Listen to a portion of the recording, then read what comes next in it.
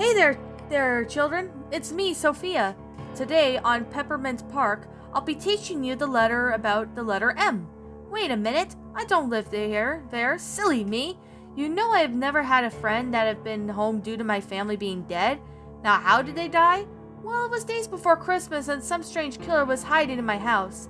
So I had my jaw ripped out once, but somehow managed to survive near-death experience, and I got a new jaw so people wouldn't think I'm the scariest clown around. Yeah, go ahead and laugh all you want. I was born that way. I usually just live by myself until now. I officially got a roommate. His name was Beavis McFatson. And I'll tell you, he's a very fat man who constantly blasts the song Milkshakes every night at 9 p.m. at night when I'm about to go to bed. But sooner or later, he get over it. Anyways, I have a question for you. Have you ever seen a movie called The Nut Job? Well, no, it's not what you think it might be to make you go out and get your money. Oopsie me. I'm not supposed to talk about that. Moving on. The Nut Job is about a movie about a purple squirrel who always tries to find wacky plans as he's trying to look for food for the winter. Well, I have discovered the weirdest thing about the movie. One day I was just having my bath in my house when all of a sudden the phone rang. I got a towel and went to go answer it, and then a call came from Mace Windu claiming that Beavis is late for college, and I asked Windu to hold on so I can bluntly yell at him. He eventually gets started getting ready on wanting to wear his usual outfit, which was a yellow coat with his chest showing. The last name, I never allowed him to do that. He confused a lot of women as he was a transgender person, and I demanded that he didn't do it. Now that for Beavis, he is a good person and could talk and would say no to stuff that he's not interested in, and he left for college, I ended the call right then and there. After that, I went to my fridge to get a carton of milk was alive. He said, "Hello, I can walk." I couldn't believe my eyes. I may have been dreaming, but no, it was real. But then he told me that he was gonna sing a song next to the visit in the fridge. I got my glass of milk and closed the refrigerator. Later on, I was watching some TV. We watch a program with Lasagna Derek, Johnny Ratface, Mother Nature, Penny Peterson, Ramses, Cookie Monster, and James Sand all dressed up as Teletubbies. There was a shadow against my window, and I looked at and saw a man named Land. I wondered why he came to visit me. He claimed that there was a mysterious copy of The Nut Job and that I must check it out. I agreed to his statement, and he told me that it was at the studio of Open Road. Someone special would be going with me, but I didn't know who it was until later on. Later that night, I was playing some SpongeBob Battle for Bikini Bottom on my original Xbox when the door knocked. I opened up to be greeted by Janta Glaws, and this was a special guest who would help me sneak into the studio that worked on the Nut Job movie. We first then went out for something to eat before we did our master plan. Me and John just stopped at McDonald's, and I got myself a cheeseburger with no pickles, onions, fries, chicken nuggets, and a cookie and a Diet Coke. I was about to try a few french fry of the Lego figure named Lloyd Garamaton, then came over and said, "I really like that piece of cookie, please." I said no, and then he took out his green sword. I shouted, "You prairie, can we all get this guy a cookie?" The McDonald's employee then gave him a cookie, and he left our table. After dinner, we went to the studio that produced The Nut Job, and then we got stuck into the vents because we broke through the door. The alarms would go off, and I found the DVD sitting there. However, the DVD did not have a normal cover. Shirley was looking down at his feet while JFK from Colonel High had this usual meme quote. I looked at the back of the DVD, and there was a text written on black Sharpie that said, "Sniff this DVD, I dare you." I wasn't even going to bother sniffing it, though. Me and John then smashed the cameras on the way out, and then we headed out. We heard a deep, low voice that said, "You smashed the cameras, didn't you?" I turned around to find Darth Vader just sitting there. He wasn't mad after all. He was a villain. I went back home and went to bed. Sometimes at night, I feel my dead mother was waiting to suffocate me in my sleep. The next morning, I woke up and decided to watch the DVD. I inserted it and sat back. The DVD started up with the warning screen claiming that the smell of squirrels' acorns said you're gonna have a bad time. Then it went to the previews, and the first trailer of Ernie and Bert from Sesame Street were saying to try the new Blue Diamond nuts. To be honest, I don't eat blue diamonds. Beavis and Fat McFaxon always demanded me to try them, and when I did, they didn't taste so good. The second trailer had Ted Wiggins attending a jogging session. The commercial was about to sell Gatorade. Then it cut to the movie. However, when the Universal logo finished its fanfare, it then went and switched to the Dark Universe's logo. I never liked that logo that I saw back in 2017. The Mummy movie entered the title The Mummy, but however, the next logo came after that, which was Open Road. The Endgame Entertainment logo had the same Gets His Inspector Gadget costume on. Then after that went on, those were the logos that played for the strange version of the nut job. However, the copy of the movie didn't look as normal as I thought. I mean, the beginning of the movie was Slurly just scaring the pigeons as normal, but things were off. The sky was red and the power line that the birds were looked pretty dull, and electric sparks were coming out of it. I don't even understand how could they survive. But as Slurly narrated each day to struggle to find food to survive, he could have had his usual voice that was Will Errant, that sounded more like Shrek. He went over the pigeon's nest and said, "Take me to a crap." He then snatches his nuts and takes a dump all over for the nest. That was disgusting. I didn't want to watch Slurly taking a dump on a net. I could even see his butt.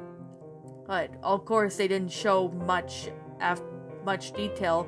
Just then, his rat buddy then saw what it was doing, and unlike the original Nut Job movies that he saw back one day, Buddy in this version could speak. But however, he sounded like an old Irish man with cancer. And then he said, "Slurly, we need to go to the nut shop to stop Precious." Wait a minute, was Precious the villain of the film?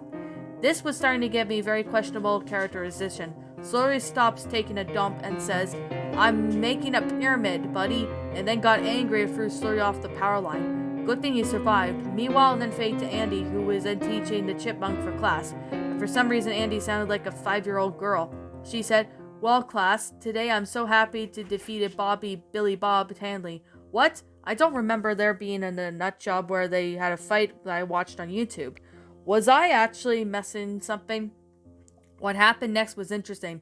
A bolt of lightning struck down the tree, causing a panic, and how they got the thunder there in the first place? Well, it would make sense with the rain coming down. Slurly did not know what to stay in the tree's shelter, as the workers grew months ago. And as they did, only to meet with some animals that were names that were Wooly and Worf and Castor and Pollux, Thumper and Teddy Kerchak, and there's a gorilla and a bear in the park, Slurly screamed. All of a sudden, Precious was just barking angrily, was about to bite Kerchak and Teddy. As she did, they both left and the day was saved. I guess Precious was the new owner that was a villain. I could be right, or I could be wrong. The next scene then shows Slurly and Buddy what seemed to be working at the mayor's place. They were on a desk and they ate what seemed to be M&Ms. Slurly said, "Well, my friend, it's a good day that we got the whole gorilla and bear away from the tree." All of a sudden, Joanna Jimson then showed up looking pretty angry, and then he screamed, "Dakota, we got our rodents in the downtown hall." Dakota Fanning, that looked to be like in bear traps. She then threw them at Slurly and Buddy, but they failed to trap them. Luckily, they escaped and Andy saw what they were doing. She yelled, "Hey Slurly, what have you been doing in the Mayor Jameson's office?" Slurly replied with, "We were eating M&Ms. Andy claimed, "I believe you. Come on, it's getting late. Let's go to bed." Slurly and Buddy were calmly sleeping beside each other until they heard what seemed to be like a relationship. Slurly went to go check on Cuckoo what he was talking about, and then what he saw looked like Andy and Grayson lullaby for each other. And as this was going on, "Andy, what the hell are you doing?" Andy said, Slurly, I didn't notice you were dropping in. It was just I haven't spoken to Grayson in a long time." Slurly got even more mad and said, "Just because you're humming a lullaby with someone that you've loved for a long time, that doesn't mean you have to you didn't try to break up with me. And speaking of breaking up, I am leaving. Slurly, please. I know somewhere deep down in my heart I still love you." Slurly began doing this best cry ever, and then he decided to leave Liberty Park for the rest of the night. He then decided to stay at the nut shop, which had been a life-size supply of nuts inside. Slurly, who was then hanging up some birthday cake decorations because he proclaimed he was going to have a breakup party. "And who is this party for?" asked Buddy. "I'm having a breakup party because I'm done with Andy," said Slurly. "Who's coming?" Buddy asked once more. "All the animals at the park besides Andy and Grayson." The next scene that showed up all the animals at Liberty Park outside the nut shop. Dave Seville was one of the most people trying to go to the breakup party, but a mole kept claiming that he was not on the list. Dave said, "Mole, my adopted chipmunk Elvin is here, and I'm not allowing him to stay up all day. Let me in." The mole kept still saying no, and Dave decided to leave. The sun was rising and Andy was with Grayson. "That relationship did not pay out well last night," said Andy. "Rise and shine, morning animals," Andy shouted. There wasn't a single animal in sight. The park was completely quiet. "Grayson, where are the animals?" Andy asked. Grayson wasn't there. He was then jump scared by Andy by playing peekaboo. But then the film managed to end it there. That was kind of short, I tell you. I decided to mail the DVD back to the Open Road Films, and when they returned, for some reason I'm now allergic to peanuts. How? Because that DVD gave me a cynical feeling in my body. I lost interest in my Little Debbie peanut butter their cream pies because those were made with peanuts. I have nightmares about the squirrels and of course tried to make us suffer with the peanut nuts that they made me enter a peanut eating competition. Those damn rodents. I made myself a blackberry jam sandwich and went to bed. The next morning I woke up hearing strange noises coming from my kitchen, and I looked to find that there were TV shows and movies of catastrophes. Cat in the Hat was eating baby food, what looked to be like belonged to baby sister Ava, who for some reason was dead. And Sancy Gown was using my Legos for a science project. Ned Flanders was using a coffee machine. Sylvester Stallone was baking some pancakes, and Seymour Skinner was a superintendent at Claimers. And of course, they were eating steamed hams. The Lord Whistlewick was just eating all of the baking soda. They soon found out that I was staring at them. Claimers then claimed that they were going to sing me a song about the letter M, and they just started to sing. "It's marvelous, magnificent. We can't imagine life without the letter M. Impossible, improbable. How could you even get wrong with the letter M? Could you order M&Ms without the M? What would you say if you wouldn't do? What would you call them? There are no words like Mississippi. Maybe Mummy Monkey too. No mayonnaise, no medicine. There might be mumps and measles.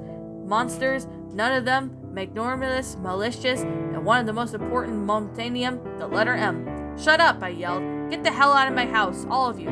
All of a sudden, the living room door burst open, and I recognized that Joe Gaslow and Laura were the police officers that they both looked into who came into my house jail. The DVD had caused a lot of controversy for me. Beavis McFadden had been gone for 3 days straight.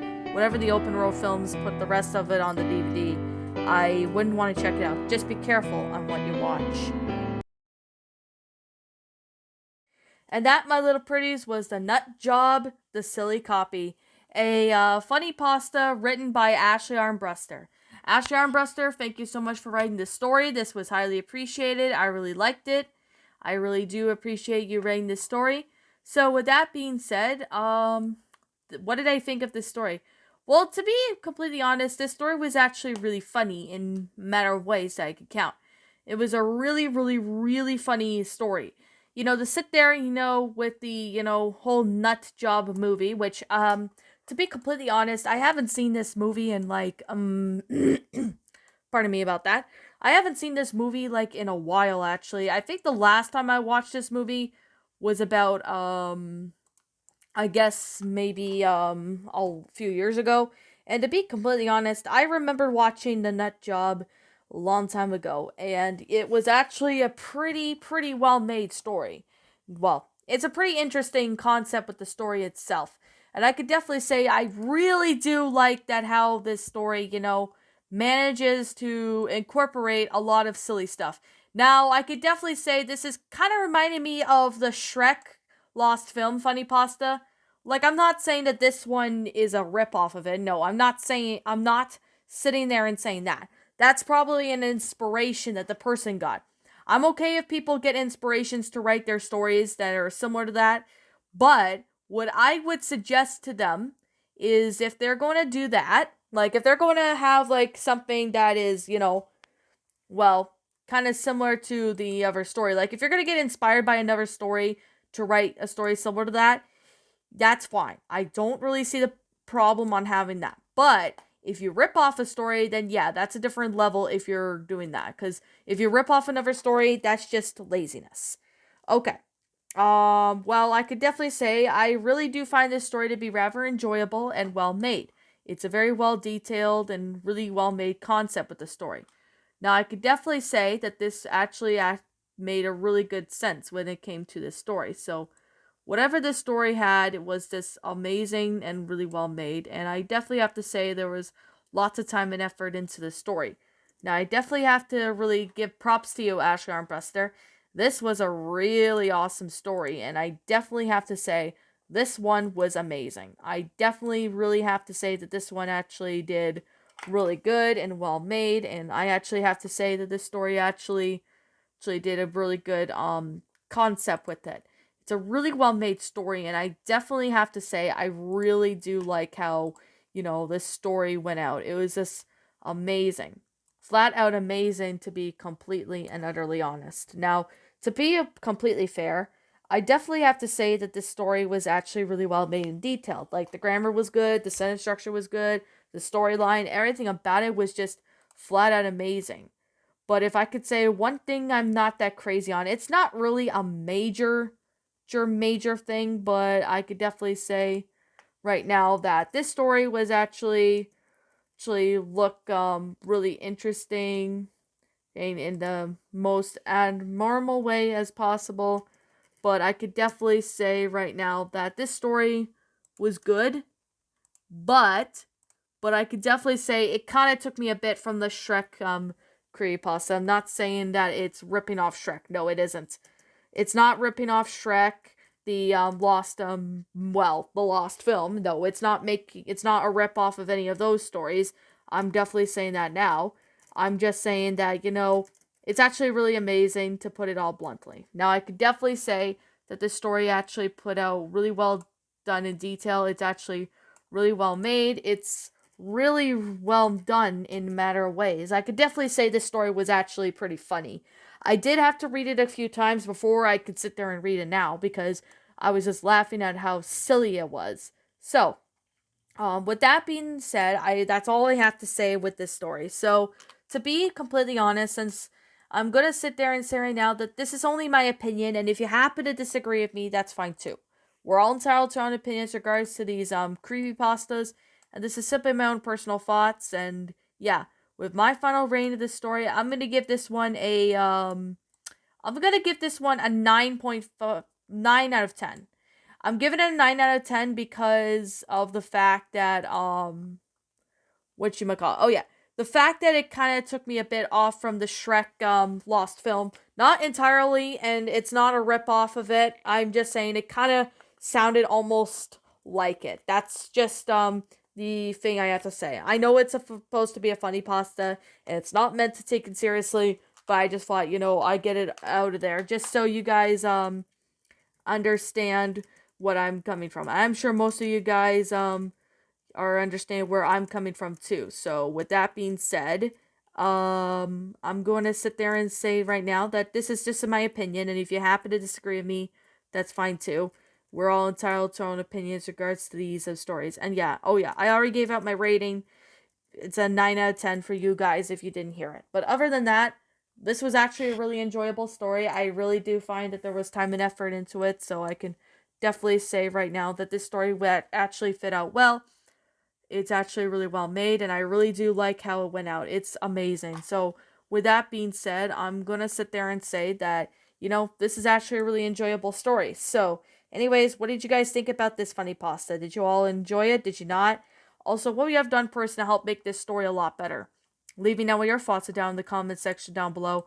I'm the Queen of Lions. Thank you so much for watching today's episode. And if you happen to be brand new here on this channel, be sure to like, comment, subscribe, because I make brand new videos every single day. Don't forget to ring the notification bell to when I upload, so then you guys will not miss an upload. And as always, please roll the outro, because I'm out of here. And I will be catching you all in the next video, so thank you so much. And as always, I'll be seeing you all in the next upload.